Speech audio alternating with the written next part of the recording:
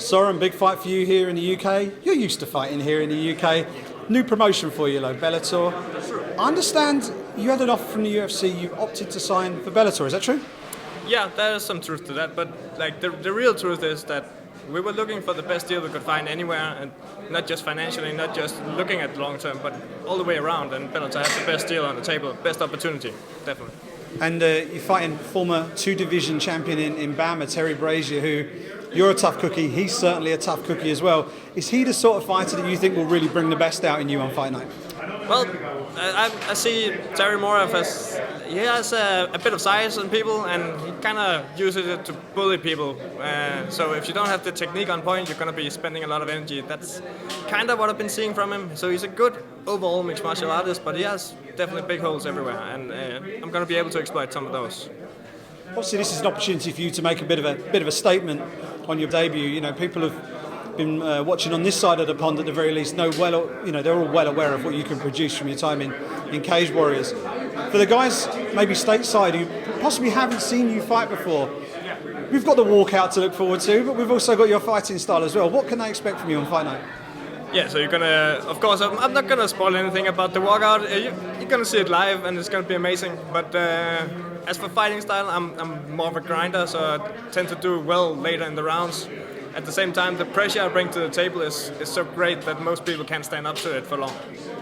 How many fights do you think you are away from being able to contend for a belt in Bellator? Obviously, this is your debut. We don't want to get too far ahead of ourselves, but you're already coming in as someone who's won a legitimate title here in Europe. So the next step is to move up the ranks on a global platform and get a world title shot with Bellator. So how far away do you think you are if you get yourself a big win this weekend?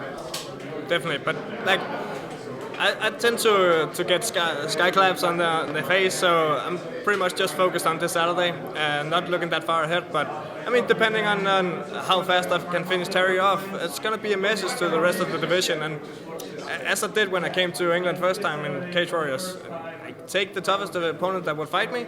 I'm going to be climbing one step at a time, and eventually I'm going to be at the top, no matter what. Obviously, fighting on home soil is the dream, right? But I mean, this is almost like a second home for you. It seems like you've fought here loads of times before. How much of a comfort is it to be able to know, you know, this isn't unfamiliar territory? You're over here in the UK, you've fought here many times before. Does this all just feel normal for you at this point? Yeah, it's what Vikings do. We go from Denmark to England and we take the gold back home. Man, that's what I do. So as you're saying, I have quite a few fans in the UK as well, because I've had a lot of my big promotion fights over here. And I mean, messages from London that's gonna go out and buy the Danish flag and gonna be holding that up on Saturday. It's just, the support has been amazing, but at the same time I know what it's like to be on home soil and in your home city. There's a lot of pressure on you, and I think Terry's feeling it. And talking about fighting on home soil, I spoke with David Green earlier today. Scandinavia is on his list. He wants to start putting shows on over there. How much would it mean to you to one day be representing Bellator in your home country? I mean, I feel like it's kind of my responsibility now, right? To bring this amazing organization to Denmark and to Scandinavia. I think we can do it. Like, the MMA scene in Denmark and Scandinavia is just blooming, so it's just a picture-perfect time for me to bring this promotion to Denmark.